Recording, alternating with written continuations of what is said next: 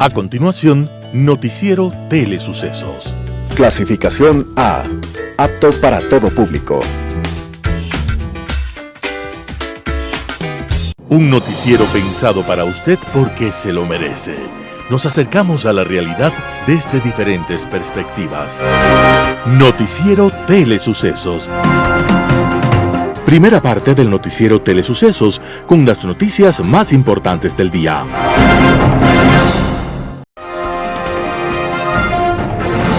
Un día como hoy. Poner un cohete en órbita equivale a colocar debajo de un gigantesco autobús lleno de finos cristales una bomba explosiva que lo lance a 350 kilómetros de distancia sin que se rompa una sola copa. Ese prodigio de la técnica ya lo habían logrado los soviéticos mucho antes de 1961, pero ahora el mundo no salía de su asombro. Dentro de aquel cohete iba un joven de apenas 27 años y se llamaba Yuri Gagarin. Dentro del habitáculo de la nave Vostok, de apenas 2 metros de diámetro, impulsado por 20 millones de caballos de fuerza, Gagarin fue el primer hombre en abandonar la Tierra para mirarnos desde el espacio exterior. Yuri Gagarin pasó a la historia por ser el primer hombre que dio la vuelta a la órbita de la Tierra en 1 hora y 48 minutos, a una velocidad de 28.000 kilómetros por hora. Yuri Gagarin narra de esta forma su ingreso a la Tierra. La cápsula se puso al rojo. Vi el resplandor de las llamas rugiendo alrededor de la nave. Estaba en una bola de fuego que se precipitaba hacia abajo. El cosmonauta disparó el eyector, abandonó la cápsula en el aire y llegó al suelo en paracaídas. Gagarin cayó en plena mañana, en un cultivo de patatas, casi sobre la cabeza de 2 campesinas que no entendían aquella extraña aparición, en la ciudad de Engels, a orillas del Volga. Entonces retiró el casco de la cabeza y les dijo: No tengan miedo, soy uno de los nuestros. Soy un soviético que ha descendido del espacio y necesito un teléfono para llamar a Moscú. Gagarin acababa de entrar en la historia. Para gloria del género humano, fue un día como hoy, 12 de abril de 1961. Las principales noticias del día.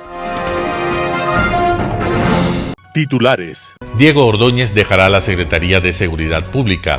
Ramón Correa Vivanco es el nuevo gerente general de Petroecuador. En el segmento de opinión, principales desafíos que tiene la seguridad ciudadana y la convivencia. En política internacional, guerra química. Los editoriales serán de Ramiro Rivera. ¿Los votos tienen un precio? Talía Flores. Lazo tiene el país debatiendo sobre armas.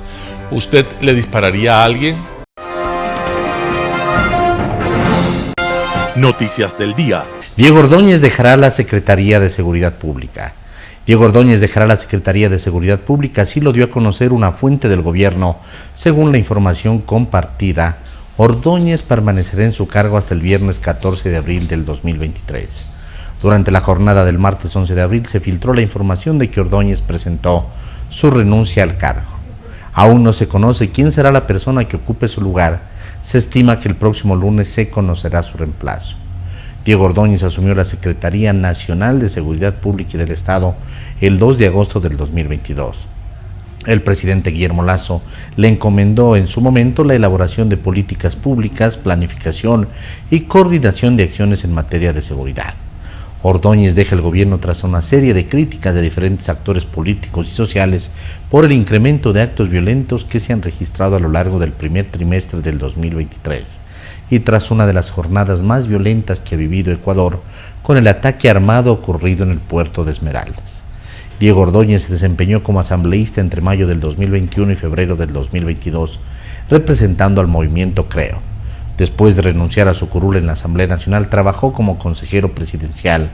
Adicionalmente, mantiene un proceso de juicio político planteado por la Asamblea Nacional y que la semana pasada recibió una medida de protección por parte del Tribunal de Garantías Penales de Quitumbe por no contar con las firmas suficientes e imprecisiones en las acusaciones. Ramón Correa Vivanco es el nuevo gerente general de Petroecuador. A través de un comunicado oficial, la empresa coordinadora de empresas públicas EMCO informó que Ramón Correa Vivanco es el nuevo gerente general de Petroecuador. La designación de Correa, dijo la empresa, se dio después de analizar varios perfiles sugeridos por distintos actores del sector. Correa es ingeniero en minas y petróleos por la Universidad Central del Ecuador. Además, tiene un MBA en finanzas y sostenibilidad.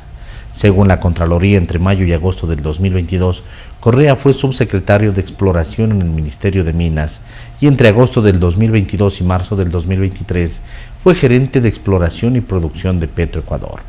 La nueva transición en la gerencia de Petroecuador busca poner fin a 2 años de inestabilidad en la estatal petrolera, además de un contexto complicado en términos de producción. La producción petrolera de Ecuador está en 459.757 barriles diarios en promedio en lo que va del 2023 hasta el 28 de marzo, la cifra más baja en 20 años.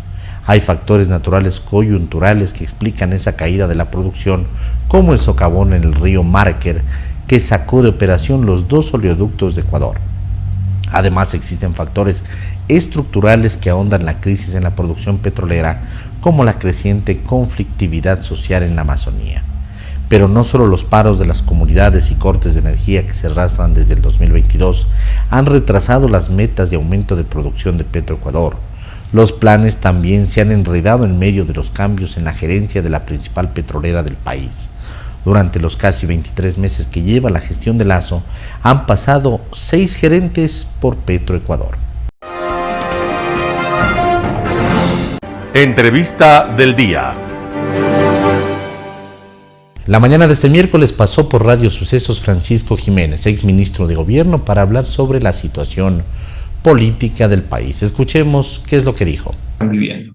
Por eso yo siempre, mientras estuve en el ministerio, siempre apunté y aposté al fortalecimiento, no al debilitamiento, al fortalecimiento de las mesas de diálogo, porque me parecían que era un ejercicio fundamental para encontrar paz social, pero no desde la concesión, sino desde los derechos. No es de entregar dádiva a nadie, sino es del reconocimiento de que aquí hay problemas profundos que datan de muchos años y que tienen que ser abordados. Desde ese mismo punto de vista, también es necesario un proceso de unidad política, con las fuerzas que están en el Parlamento y con las fuerzas que no están en el Parlamento. Ahora, alguno me dirá, sí, pero a lo mejor ya es muy tarde. A lo mejor ya es muy tarde porque ha pasado mucha agua bajo el puente. Es una posibilidad, yo no la puedo negar, pero no hay peor gestión que la que no se hace. No hay peor gestión que no sentarse en la mesa y decir, ok, tenemos estos problemas, entiendo que ustedes tienen, por ejemplo, en el caso del presidente de la República, que ustedes tienen esta visión sobre las cosas, tratemos de buscar una salida, sea cual fuere. No es el tiempo de decir, esta es mi forma de pensar y así es como lo vamos a hacer. Es el tiempo de buscar, dentro de las diferencias profundas que tenemos como país, de qué manera construimos esos vínculos con las diferentes fuerzas políticas que nos permitan afrontar el momento presente, que es muy, muy grave. Efectivamente, como usted bien dice, no solo desde lo social, sino también desde lo político y sobre todo también desde los problemas gravísimos que tiene el país, como el tema de la seguridad. Nosotros no podemos seguir viviendo en medio de esta ola de violencia que tiene tan preocupado al país. No podemos seguir sometidos a estas olas delincuenciales sin hacer absolutamente nada. Tenemos que buscar la capacidad de reaccionar y eso tiene que hacerse desde un conjunto de fuerzas, tanto de la sociedad, por supuesto, como del gobierno e incluso de los gobiernos locales. Ahora, Francisco, eso sería lo ideal, pero parece que al menos desde el lado de la Asamblea, desde muchos políticos y fuerzas políticas, esa no es la intención. Ellos no tienen la intención del bien de país. Y eso es lo que han demostrado quizás con sus acciones, con sus shows que hacen cada vez en la Asamblea Nacional. Mire, siempre hay la tentación de descalificar a los miembros de la Asamblea. Yo mismo fui asambleísta. A mí me tocó conocer de cerca el mundo de la Asamblea. Lamentablemente fue solo un año porque de ahí pues el presidente me pidió que vaya al Ministerio de Gobierno. Yo hubiese querido estar un poco más de tiempo en la Asamblea, pero ya las cosas se dieron así. Y cada quien tiene su ángulo, ¿no? Claro que hay algunos que están allí por sus agendas personales o personalistas. Otros simplemente están allí tal vez para ocupar un puesto, una curul simplemente y esperar que pase el tiempo. Pero hay otros que tienen su visión del país. ¿Y sabe qué? Yo no escogí al 95% de los asambleístas que están allí. Los escogió el pueblo. El pueblo decidió votar por ellos. El pueblo se pronunció por ellos. Entonces, ¿qué derecho tenemos los actores políticos para decir tú no vales o tú no sirves? Si es el pueblo el que dice, no, yo sí quiero que esa persona esté allí.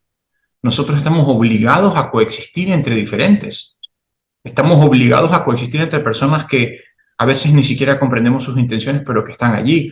Y yo creo que ese es un ejercicio básico de respeto y de comprensión de las diferentes fuerzas que le dan forma a este país. Y a partir de eso uno tiene que buscar la manera de construir dentro de lo posible y dentro de lo probable esa colcha que no tiene que ser de retazos, sino una colcha compacta, que es lo que entendemos por país. Yo creo que ese ejercicio ha faltado y claro, para eso también se necesita una organización política cuando eres gobierno que permita trabajar todos estos aspectos, porque si no se lo hace, entonces vienen un poco las cosas que están sucediendo ahora. También en Radio Sucesos la mañana de este miércoles, Blanca Sacancel, asambleísta por Pichincha, estuvo para hablar sobre el juicio político al presidente Lasso. Veamos la nota. Ahora en la Asamblea Nacional se empieza a discutir quizá no lo autorizado por la Corte Constitucional para enjuiciar políticamente al presidente Guillermo Lasso, sino se habla de otras cosas, desde la falta de medicinas hasta los bonos Brady, pasando por un montón de cosas más que no tienen nada que ver con el juicio y que los asambleístas creen, muchos asambleístas, creen que por ese motivo se lo puede sancionar con la destitución al presidente de la República. Lo que podemos ver es que es un proceso de juicio político que inició con muchas críticas y que ha avanzado en medio de un torbellino de cuestionamientos, de sin fundamentos, de elementos que han sido duramente observados no únicamente por el gobierno, el oficialismo, sino también por la academia y por algunos juristas del país, y no solamente del país, Milton, sino también por la mirada internacional. Lo que estamos viviendo y hay que entender es que cuando usted menciona de que no se van a cumplir lo que estrictamente determinó la Corte Constitucional en su dictamen, eso era ya visto, porque a ellos no les interesa cumplir con la norma, a ellos no les interesa cumplir con el dictamen de la Corte Constitucional. Lo que está viviendo el país, Milton, es un golpe de Estado disfrazado de constitucional. Es tomarse el poder a como dé lugar, y no va a importar si es que tienen los votos y, como hemos visto en la última sesión de la Comisión de Fiscalización al menos, si es que ellos tienen además la fuerza, estas formas de agresiones, estas formas de querer incidentar las sesiones, haciéndose víctimas incluso en algunos de los casos, para querer incluir cualquier cosa que se les ocurra. Aquí no hay respeto absoluto ni mínimo de la norma, y eso no puede ser. Ese es un precedente nefasto para el país. Y ahora, claro, dicen que, bueno, si es que en el futuro ellos regresan, van a regresar, pero con una nueva constitución. Entonces, ¿de qué estamos hablando, Milton? Nuevamente, estamos hablando de un golpe de Estado disfrutado de constitucionalidad. Pero, a ver, ¿usted cree que se pueden salir del dictamen de la Corte, que es enjuiciar al presidente de la República por un posible peculado? ¿Se puede hacer algo más de eso en la Asamblea? Bueno, realmente no debería ocurrir eso, pero lamentablemente lo que ocurre es que sí están pretendiendo querer incluir cualquier cosa, y ya lo han dicho algunos asambleístas. A ver, el presidente de la Comisión de Fiscalización, guste o no, es el presidente de la Comisión de Fiscalización, y eso se debe respetar. Incluso hay voces e intenciones también, y ustedes recordarán que la semana anterior se reunió el CAL como que para precisamente querer amedrentar a la comisión y a su presidente, incluso queriendo tratar de mover este juicio político a otra comisión. Por favor, Milton, por favor, ecuatorianos, eso no puede pasar. La Comisión de Fiscalización trata todos los juicios políticos, que guste o no. Todas las bancadas tienen sus representantes en esa comisión, así que nadie puede quejarse de eso. Lo segundo, el presidente de la Comisión de Fiscalización ha cumplido con los tiempos y sobre todo pidió lo que dice el dictamen de la Corte Constitucional, que se singularice las pruebas. ¿Cumplieron? No. ¿Cumplieron? No. No cumplieron en los tiempos que la comisión pidió. Acuérdense que tenemos 10 días para que las partes presenten las pruebas de cargo y también de descargo. Recordemos que eso incluye fines de semana. Pasaron ya Todos hemos pasado ya más de 5 días. ¿Y qué va a restar? Entonces, 5 días más. ¿qué pasa con el juicio? El juicio tiene que avanzar. Este juicio es un juicio de trámite, es lo que hay que entender. Lo que se va a hacer es seguir el trámite legal que corresponde de todos los procesos. Pero es algo inédito lo que está pasando, Milton. Ni siquiera están pensando en las pruebas de cargo, en las pruebas de descargo, de qué más se va a poder meter a este juicio político, que están ya preocupadísimos de los votos, Milton. Entonces aquí, ¿cuál es el mensaje de fondo? ¿Y qué es lo que los ecuatorianos debemos tener súper claro? No les interesa cumplir la norma, no les interesa las causales, no les interesa justificar un verdadero juicio político, les interesa finalmente los votos, saber si van o no a destituir al presidente. Están enfocados más en los votos que en presentar realmente las pruebas de los cuales acusaron. En Radio Sucesos la mañana del miércoles, Ivo Rosero, presidente de la Cámara Nacional de Distribuidores de Derivados de Petróleo del Ecuador, habló acerca de la solicitud de seguridad en gasolineras por los posibles atentados. Veamos la nota. Y bueno, ¿qué nos puede comentar respecto a este pedido? Y bueno, usted ha dicho que no es que se militaricen 1.200 estaciones de servicio, sino que se trata de proteger un negocio, sino a la comunidad. En efecto, nosotros sufrimos 12 atentados terroristas entre noviembre y diciembre del año anterior. Cuando se dio el primer atentado, en forma inmediata solicitamos al presidente de la República y con copia a los ministros tomadores de decisión, los ministros del ramo, que se militarice las estaciones de servicio en lo que se denomina zonas calientes, porque sabemos que es imposible militarizar 1.200 estaciones. No tuvimos ninguna respuesta, lamentablemente, no se militarizó, siguieron dándose los atentados y nosotros estamos seguros que en su momento, con 40 o 50 efectivos, cada uno en una estación en estas zonas críticas, bastaba para ser un elemento disuasivo a que se perpetren este tipo de actos. Bueno, no pasó nada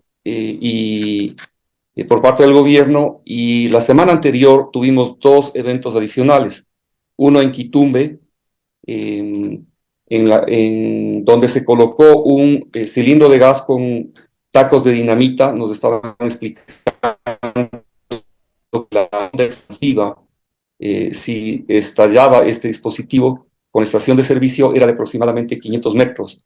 Eso en una zona urbana es catastrófico, ¿no? Es catastrófico. También tuvimos en Guayaquil otro evento similar en la isla Trinitaria, atrás de una estación de servicio, y no explosionó, el artefacto no explotó.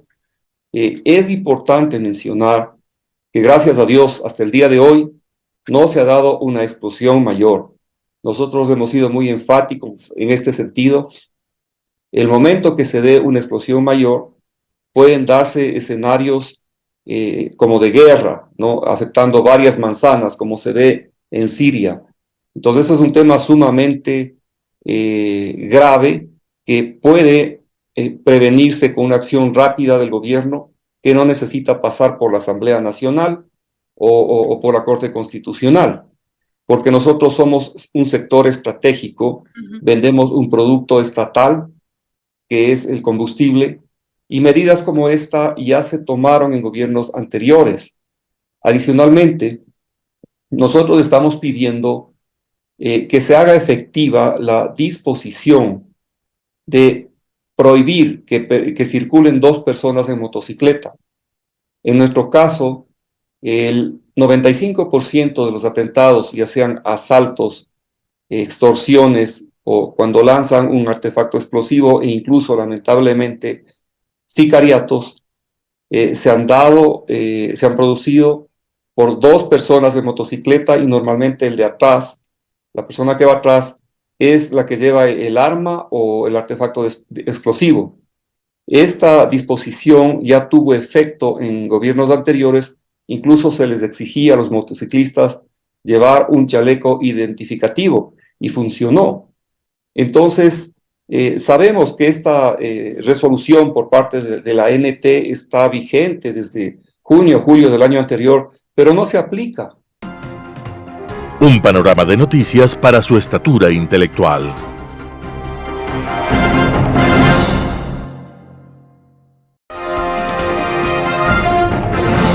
Opinión. Principales desafíos que tiene la seguridad ciudadana y la convivencia. La inseguridad, como todo fenómeno, tiene varias causas que están relacionadas con la situación política, la económica y social en el país. Los principales desafíos de la seguridad y la convivencia, sobre todo, están en las causas que producen esta inseguridad, ya que los defectos son solo síntomas de problemas relacionados con los elementos que hemos mencionado. A nivel político, la cooptación de las instituciones por parte de organizaciones criminales es el problema más importante y supone un desafío enorme para las instituciones democráticas, ya que la corrupción se enquista en el Estado, debilitándolo, fortaleciendo a las estructuras delictivas a partir de nulos controles estatales, incluso flexibilizando ciertas normas que permiten el desarrollo de actividades ilegales.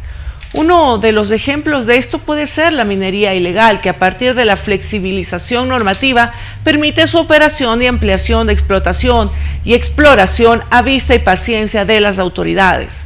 O en el caso del narcotráfico, que en algunos casos financia campañas electorales en las localidades donde tiene intereses, sea por producción o distribución de drogas, y una vez que controla el financiamiento de partidos políticos en estas regiones, puede cooptar más territorios para la distribución en el mercado interno o seguir garantizando las rutas de distribución de drogas al exterior. Y a nivel económico, el narcotráfico tiene un elemento que hace muy difícil su combate, y es la rentabilidad. Es que es más rentable sembrar hoja de coca que cultivos legales. Solo por poner un ejemplo, se paga a un jornalero hasta 20 veces más por su trabajo en la cosecha de la hoja de coca en Colombia que por un día de cosecha de cualquier sembrío legal en nuestro país. De igual manera, a los pescadores artesanales que trasladan la droga desde las playas ecuatorianas a alta mar, se les paga en promedio $6,000 por viaje. Tienen ingresos que no podrían tener con la actividad pesquera, ¿verdad? Además de que en muchos de los casos son extorsionados y obligados a hacerlo. Y desde lo social, ejemplos como lo que ha ocurrido en ciudades como Medellín, con el cartel de Medellín, o en Italia, con la Camorra, donde estos grupos llegaron a reemplazar al Estado en la provisión de servicios y asistencia social. Estos ejemplos nos deben alertar y preocupar porque está comenzando a ocurrir a nivel nacional. Y esto vuelve más difícil su combate, pues les dota de legitimidad frente a la ciudadanía. Es decir, inicialmente los desafíos son eliminar la cooptación institucional por parte de la delincuencia y encontrar la forma de mejorar las condiciones económicas de la gente con actividades lícitas y mayor presencia del Estado para evitar perder su legitimidad. Y otra alternativa es mejorar la gobernanza colaborativa de la seguridad ciudadana. ¿Cómo la hacemos? Pues primero, institucionalizándola y no dejándola a merced de las coyunturas del momento, potenciar las competencias de los gobiernos autónomos descentralizados en materia de seguridad ciudadana. De esta forma, garantizaríamos que el gobierno central y gobiernos locales puedan coordinar de manera más fluida las acciones de seguridad y también se le otorgaría a los gobiernos locales de competencias para construcción de infraestructura que pueda ser utilizada por las fuerzas de seguridad del Estado. Además, creo que es importante encontrar los canales institucionales para medir la gestión permanente de las fuerzas de seguridad a partir de las experiencias de la ciudadanía, retroalimentar así las acciones de las fuerzas de seguridad e incluso reportar casos de corrupción. Porque todos, amigos, todos debemos ser parte de la solución. Gracias. Global Hoy con Alan Carden. Guerra química. Hace poco menos de 110 años, durante la Primera Guerra Mundial, los campos de batalla de la civilizada Europa, sobre todo en Bélgica y en Francia, además de la terrible efectividad de las ametralladoras, de la artillería y fusilería, conocería pronto otro horror más insidioso y mortífero, el de las armas químicas, que en forma de gases venenosos por medio de obuses de artillería se lanzaban sobre las trincheras donde los soldados se enterraban por meses para intentar sobrevivir a ataques y contraataques detrás de las alambradas, donde muchos cadáveres propios o ajenos quedaban colgados por meses como trágico recuerdo de descabelladas órdenes de asalto de unos mandos que luchaban todavía en sus mentes las guerras que sus bisabuelos de 100 años atrás habían librado cerca de esos campos contra Napoleón.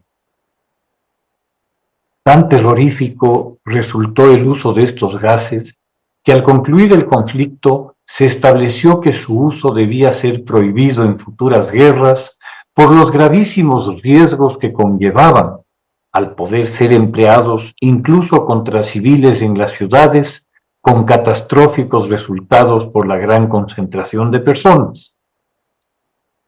De manera general, y en buena medida se ha logrado mantener esta restricción a lo largo del siglo transcurrido, evitándose su uso en la Segunda Guerra Mundial y en los conflictos posteriores a ella, como Corea, Vietnam, las guerras árabe-israelíes o indo-pakistaníes y otros conflictos menores. Únicamente en el enconado conflicto entre Irán e Irak en los años 80 del pasado siglo, se hizo extenso uso de gases en el campo de batalla y contra los civiles por parte de Irak, cuyo líder, Saddam Hussein, un despiadado psicópata por donde se lo mire, había desarrollado un importante arsenal de armas químicas. Un personaje que encarnaría muy bien el papel del científico loco, Ali, el químico, primo de Saddam Hussein, era quien estaba a cargo de este siniestro programa. Miles de soldados iraníes fueron gravemente afectados o murieron por el uso de gases que serían también usados en la represión de los kurdos iraquíes por el apoyo que dieran a Irán en el conflicto. Saddam bombardeó con varios tipos de gases la ciudad de Jalabaj, al norte de Irak, en marzo de 1988, causando la muerte de 4.000 personas y afectando en diversos grados a otras 10.000. Este es un importante recordatorio para quienes afirman que Irak carecía de armas de destrucción masiva. Otro siniestro dictador, el sirio Assad, utilizó con liberalidad armas químicas contra otros ciudadanos sirios rebelados contra su tiranía durante una década, lanzando gases incluso dentro de las ciudades que se le resistían. Se ha dado un uso más bien episódico de gases venenosos, como en el caso del metro de Tokio, donde sectarios del grupo Aum Shinrikyo liberaron gas sarín matando a 14 personas. También la KGB y su sucesora, la FSB, alma mater del presidente Putin, han empleado con frecuencia venenos y tóxicos para matar a desertores y opositores con un agente químico desarrollado ad hoc llamado Novichok. Dos destacados opositores del presidente Putin, Navalny y Kara-Murza, han sido envenenados con este producto y con las justas se han salvado tan solo para ser condenados a una muerte en vida en los gulags de Putin. Esta relación viene a cuento por la novedosa reintroducción de la guerra química a través del uso de drogas cada vez más poderosas y adictivas, las últimas ya de diseño, que se han introducido sobre todo al mundo desarrollado y más rico a través de organizaciones criminales que en el proceso han alcanzado niveles de poder y riqueza inéditos. Las declaraciones de Hugo Carvajal, el ex jefe de los servicios de contrainteligencia de Hugo Chávez, son elemento clave para comprender el alcance de la nueva guerra química. Declara Carvajal que en 2005 se realizó una reunión en la residencia de Hugo Chávez en la que éste ordenó a los responsables de la inteligencia venezolana combatir a Estados Unidos inundándolo de cocaína. A dicha reunión habían asistido, entre otros, Diosdado Cabello y Tarek al-Aizami, el actual hombre malo, traidor a la revolución y corrupto mayor en Venezuela. Adicionalmente, Chávez les habría ordenado coordinar con las FARC para consumar el plan.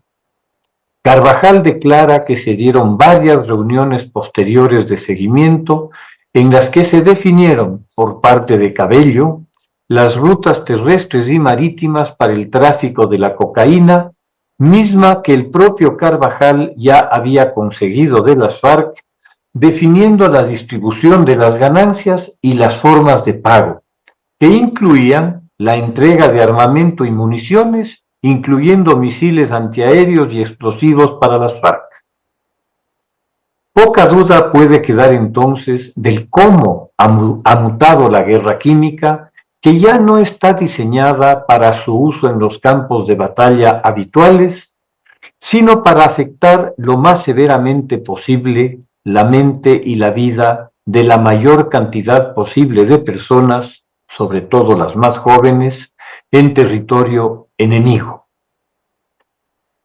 Las noticias que se han recibido desde Oriente Medio, donde Siria nuevamente está en el ojo del huracán, revelan la participación directa del Estado sirio en la fabricación y distribución de una potente droga que se ha difundido a gran escala por la región, particularmente entre los ricos estados del Golfo Pérsico y Arabia Saudita. Esta droga, denominada Captagón, ha convertido a Siria en un narcoestado al volverse en su salvavidas económico durante la prolongada guerra civil y la consiguiente y total caída de la producción y exportaciones. Al parecer, los recientes acercamientos con el régimen sirio por parte de varios estados vecinos mucho tendrían que ver con el éxito de la guerra química siria a través de esta nueva droga sintética que estaría siendo usada como moneda de cambio para normalizar unas relaciones congeladas por una década. Se acaba de anunciar también que Canadá, Estados Unidos y México desarrollarán una serie de políticas conjuntas para enfrentar la grave crisis del fentanilo y los opioides, que son ya una de las causas principales de muerte entre sectores jóvenes de población. Cabe recordar que cuando el presidente López Obrador conversó hace unos días con el líder chino Xi Jinping para pedir apoyo para detener o controlar el flujo de materias primas para la fabricación del fentanilo, la respuesta china no pudo ser más clara. Ese es un problema de Estados Unidos, demostrando su total indiferencia y, quién sabe, hasta satisfacción por lo que ocurre. China es, de lejos, el mayor productor mundial de estas materias primas y por lo visto no está interesada en ninguna forma de control sobre las mismas. Al buen entendedor, pocas palabras. Aquí cabe también observar que una enorme parte de responsabilidad en lo que ocurre con las drogas en el mundo radica en lo que sin duda ha sido una incomprensible y muy prolongada indolencia por parte de los países consumidores al permitir que se haya llegado a la situación actual. El absoluto fracaso de la guerra contra las drogas es la más clara demostración de esa indolencia, la que ha permitido el montaje de una industria multimillonaria cuyas capacidades de seguir creciendo y enviciando a cada vez más y más personas es evidente. La nueva guerra química está resultando muy eficaz. Muchas gracias. Editorial. ¿Los votos tienen un precio? Artículo de Ramiro Rivera publicado en Diario El Comercio. En los últimos días el Partido Social Cristiano, haciendo eco a un medio digital, ha denunciado una supuesta negociación del gobierno para adquirir votos y así evitar la destitución del presidente en el juicio político iniciado en la Asamblea Nacional. Esto ha traído a la memoria al llamado hombre del maletín, popular expresión en la narrativa política nacional. Por cierto, quien afirme que en la política y la representación no hay otro interés que el servicio público está fingiendo. En la política y el poder hay intereses, unos legítimos y otros claramente ilegítimos y hasta pervertidos. Hay decisiones que emanan de convicciones mientras otras brotan de negociaciones y recompensas. La democracia moderna asumió el financiamiento público para las agrupaciones políticas y los procesos electorales. Lo hizo para evitar que el dinero oscuro y sin control fluya e intereses opacos incidan de manera nociva en la representación. Pero a pesar de los controles y de la transparencia que la opinión pública exige, la política legislativa estará asediada por influencias malsanas e intereses inconfesables. En la historia, no hay parlamento que en algún momento no haya sido vejado por conductas ajenas a una genuina representación. Ahora mismo, entre nosotros, hay sospechas de una relación pecadora entre el crimen organizado, el narcotráfico y la política. La historia está repleta de abundantes casos de transfugismo y de transacciones con los votos. No es nada nuevo. Frecuentes conductas de defecciones de quienes migran y mutan en busca de favores, prebendas y otros deleites. Alexis Henry Charles de Clerc, vizconde de Tocqueville, conocido como Alexis de Tocqueville, autor del antiguo régimen y la revolución y en particular la democracia en América en 1840, era miembro de la Cámara de Diputados de Francia cuando señaló: ¿qué es la Cámara? Un gran bazar en que cada uno vende su conciencia por un cargo. Imagínense, en Francia. Artículo de Ramiro Rivera, publicado en Diario El Comercio. Lazo tiene al país debatiendo sobre armas. ¿Usted le dispararía a alguien? Talía Flores, primicias. ¡Dispárale, dispárale!, gritaba la gente mientras miraba a 3 policías con armas de fuego que no atinaban a neutralizar a un sujeto que con un cuchillo en cada mano y como enajenado amenazaba con herirlos correteándoles por una calle de Valencia en la provincia de Los Ríos. En Ecuador, donde las redes exhiben con flagrante insensibilidad videos de cuerpos heridos y sangrantes, asaltos, explosiones, sicariatos y más horrores, las imágenes cada vez conmueven menos. Pero la de los policías y el sujeto de los cuchillos ha conseguido impactar, porque es la evidencia de que un arma no es siempre un disuasor efectivo, y que para decidir no dispararla hace falta equilibrio emocional. El violento hecho, que terminó con uno de los policías herido en el pie por su propio compañero, se produce en instantes que el país empieza a asimilar la dimensión del decreto 707 de Lazo para flexibilizar la tenencia y el uso de armas. De allí la convulsión. 11 días después de anunciado, analistas nacionales y extranjeros dan razones suficientes para impugnarlo al considerar que no solo que no soluciona el problema de la violencia, sino que lo agravaría. Pero hay unos cuantos que lo defienden. Una primera pregunta es si Lazo y su entorno conocen la realidad de los países donde está permitido. Nadie sabe la respuesta, pero hoy pocos dudan de que se trata de una medida improvisada, al punto de que los considerandos del decreto ni siquiera tienen un sustento contundente. Esto confirma que el anuncio hecho en la noche del sábado 1 de abril fue un as sacado de la manga para esquivar la oleada de malas noticias que ahogaban al gobierno, no solo por el juicio político al primer mandatario, sino por el violento asesinato de Rubén Cherres, cercano al cuñado del presidente de la República e implicado con la mafia albanesa, ocurrido la víspera. Hoy ya nadie lo menciona, mientras que el debate de la tenencia y el uso de armas se ha impuesto en todos los espacios, lo que ratifica que la estrategia goebbeliana resultó efectiva una vez más. Una decisión de ese calado imponía que el gobierno tuviera un plan comunicacional para explicar sus alcances, considerando que se trataba de un compromiso de campaña con los sectores ganaderos. Pero parece que tampoco tenían argumentos. El tema de las armas ha hecho que Ecuador sea mencionado repetidamente por los medios internacionales en lo que se comenta como una decisión contracorriente. David Hemingway, un profesor de salud pública de la Universidad de Harvard y que en 2012 fue reconocido por el gobierno de Estados Unidos como uno de los 20 expertos en violencia más influyentes en los últimos 20 años, su criterio es que sobre la tenencia de armas así resulta. Tener un arma y usarla en defensa propia no parece reducir las posibilidades de salir herido, tal vez puede reducir las de perder tus pertenencias, pero eso todavía no está claro, sostiene.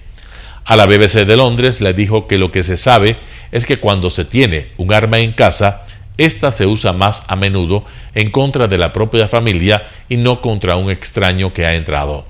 Y reveló que un estudio en 25 países de ingresos altos concluyó que donde hay más armas, hay más homicidios de mujeres. Robert Spitzer, profesor emérito de Ciencias Políticas de la Universidad Estatal de Nueva York y autor de La Política de Control de Armas y de una decena más de libros, afirma que la decisión de Lasso suena a desesperación por parte del gobierno porque la vigilancia gubernamental ha sido ineficaz para reducir el crimen. Así respondió a Expresso, que le preguntó si cree que el uso de armas para la defensa personal es una buena medida, dado el alto nivel de criminalidad que vive Ecuador. El experto dijo también que la evidencia respalda la conclusión de que una mayor cantidad de armas por parte de los civiles aumenta la probabilidad de robo de armas, accidentes, suicidios y la escalada de violencia. Otros estudios confirman que la tenencia de armas provoca accidentes fatales, intimidación y muertes de mujeres y niños y triplica el riesgo de suicidios.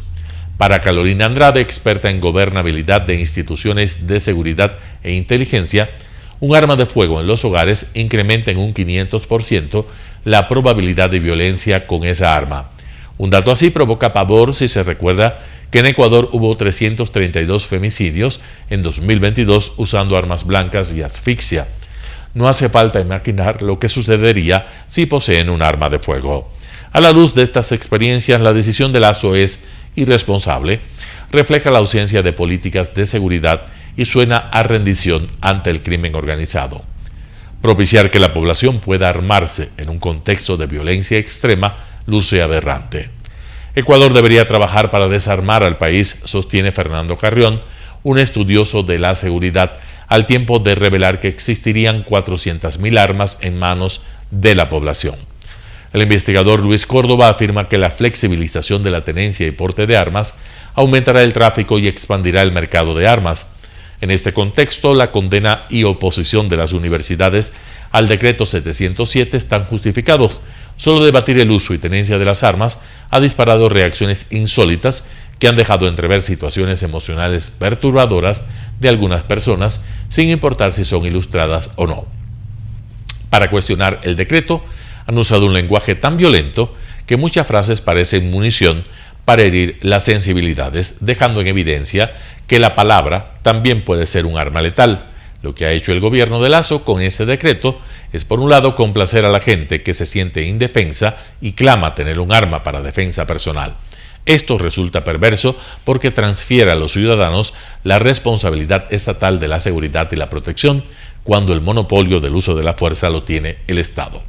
Lo otro es peor, usar la sensibilidad de un pueblo atormentado cuando él necesita distractores porque su permanencia en Carondelet está en riesgo al haber perdido todo músculo político. Por todo esto, el decreto 707 es una declaratoria de derrota del Estado, la derrota del sentido común, el desvarío del poder, el timing político. Talía Flores, Primicias. Noticias internacionales. Estados Unidos, Colombia y Panamá lanzan plan para frenar la migración por el tapón del Darién. El secretario de Seguridad Nacional de Estados Unidos, Alejandro Mayorkas, viajó a Panamá, donde acordó con las autoridades de ese país y de Colombia un plan migratorio a ampliarse durante los próximos 12 meses. Los gobiernos de Panamá, Colombia y los Estados Unidos continúan trabajando juntos para abordar la situación humanitaria en el Darién. Las redes de tráfico y trata de que promueven el movimiento ilícito de personas y bienes a través del Darién, ya sea por vía terrestre y marítima. Durante el encuentro de 3 horas celebrado en la Cancillería de Panamá, las delegaciones de Estados Unidos, Colombia y Panamá discutieron sobre una campaña de coordinación que aborde la grave situación humanitaria de los migrantes que atraviesan el tapón del Darién, con la meta de llegar a Estados Unidos. Mientras Estados Unidos se prepara para el levantamiento de la Orden de Salud Pública del Título 42 en mayo, debemos hacer más para desalentar el peligroso viaje. Demasiadas personas ponen sus vidas en manos de los contrabandistas.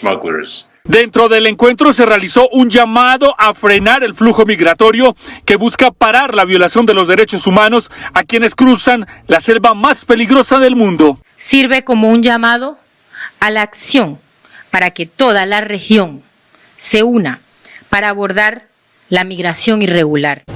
Abrir nuevas vías legales para decenas de miles de migrantes como alternativa a la migración irregular, trabajar por reducir la pobreza y crear empleo en las fronteras hacen parte de las líneas de compromiso de los 3 países. Yair Díaz, Voz de América, Bogotá. Récord de electricidad procedente de energía nuclear y renovables en 2022 en el mundo.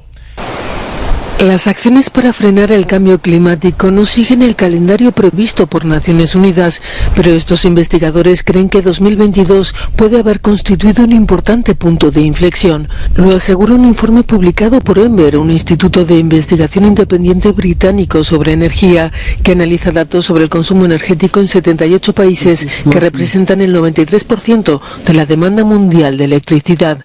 Los datos muestran que se está produciendo la descarbonización del sector eléctrico. Se ha alcanzado un récord de crecimiento de las energías solar y eólica, que hizo descender la intensidad de las emisiones de gases de efecto invernadero a sus niveles más bajos entre los registrados. La electricidad procedente de energía nuclear o renovables cubrió el 39% de las necesidades mundiales, también un nuevo récord. La hidráulica y la nuclear continúan siendo las mayores fuentes de electricidad de origen no fósil. Los analistas creen que ya está muy cerca una nueva era de descenso de emisiones de CO2 procedentes de la electricidad. La eólica y la solar están en constante crecimiento en todo el mundo, con excepción de África y Oriente Medio. La Unión Europea generó el 22% de su electricidad gracias al viento y al sol en 2022, con España, Alemania y Países Bajos liderando el camino. Aunque 3 de los 5 mayores generadores del planeta de estas renovables son países asiáticos: China, Japón e India.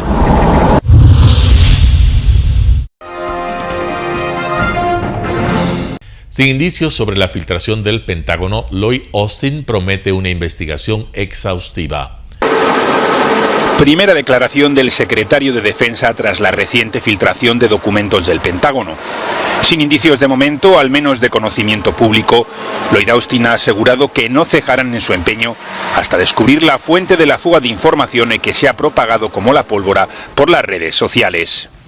Well, good afternoon, everyone. I've been convening senior department leaders daily on our response, and I've directed an urgent cross-department effort. And we've referred the matter to the Department of Justice, which has opened a criminal investigation. Now, I can't say much more while the Justice Department's investigation is ongoing, but we take this very seriously.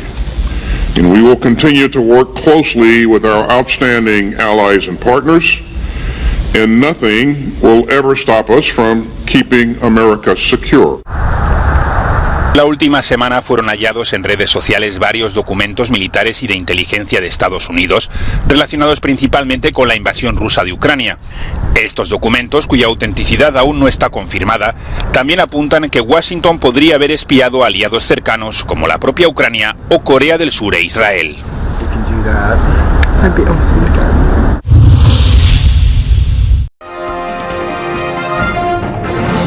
La Duma aprueba la notificación electrónica de reclutamiento para evitar otra huida masiva. Rusia estrecha el cerco a los varones en edad militar para que no se repita el éxodo masivo del año pasado. La Duma ha aprobado este martes casi por unanimidad una ley por la que la notificación para el reclutamiento se podrá hacer de forma electrónica. Aparecerá en la cuenta personal del afectado dentro del portal de servicios públicos. Aunque muchos se han dado de baja de esta web en las últimas horas, ello no les evitará tener que cumplir con sus obligaciones militares.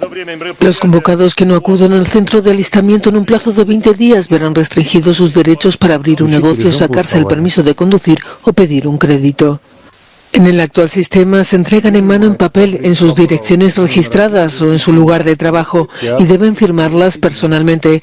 Con este método ha habido problemas para dar con los domicilios correctos.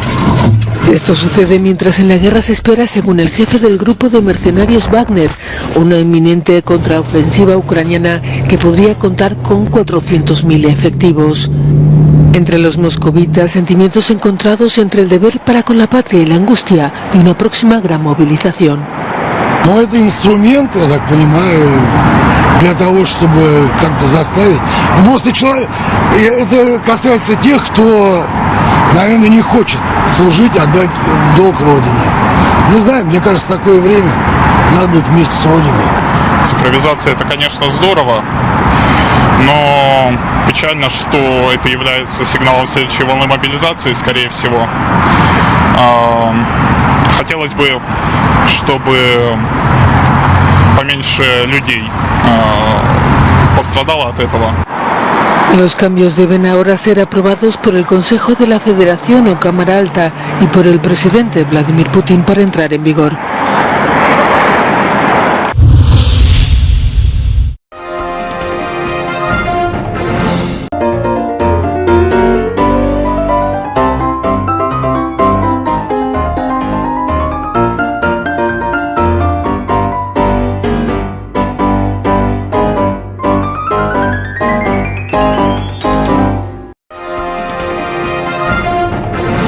Telesucesos, con sus transmisiones, jerarquizará esta práctica deportiva, convocando importantes competencias de ecuavóley dentro y fuera del Ecuador. Llegando con deportes no atendidos por los medios de comunicación que han concentrado su acción en el fútbol. El tenis, box, golf, racquetball llegarán a su pantalla de televisión en tiempo real a través de Canal 29 UHF, competencias que podrán ser atendidas a través de Facebook, YouTube y vivir los encuentros deportivos en directo y en tiempo real. Esté atento a nuestros horarios especiales de transmisión los fines de semana y feriados. Arena Telesucesos, funcional espacio cubierto para la práctica y desarrollo del deporte. Usted y su familia disfrutarán desde la comodidad de su hogar de las emociones del ecuavóley, deporte tan nuestro. Somos inéditos y para ello disponemos de un escenario cubierto propio, Arena Telesucesos, desde donde transmitimos nuestros encuentros masculinos y femeninos de este deporte. Arena Telesucesos, el escenario cubierto para la práctica del deporte 100% ecuatoriano, el ecuavóley. Telesucesos es un canal de televisión que incorpora a su programación manifestaciones culturales y deportivas que marcan la identidad de nuestro país. Arena Telesucesos, el escenario para campeones. Consideramos que el ecuavóley es una manifestación deportiva compartida de nacimiento popular y nombre propio ecuatoriano. ¿Cómo llegar?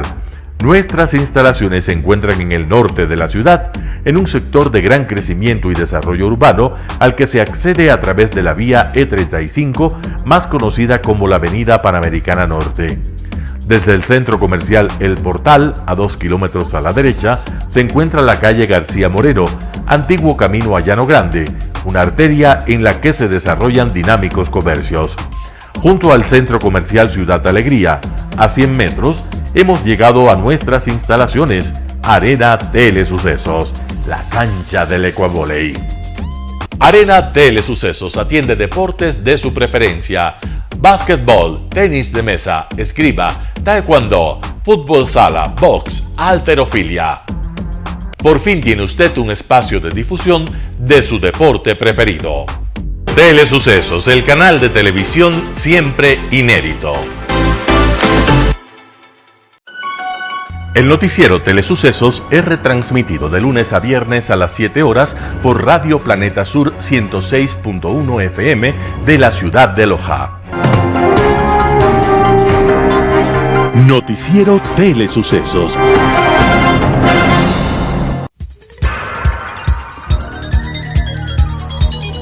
Las opiniones vertidas en este espacio por la producción y dirección del programa son de exclusiva responsabilidad de sus autores y de quienes intervienen en ellos.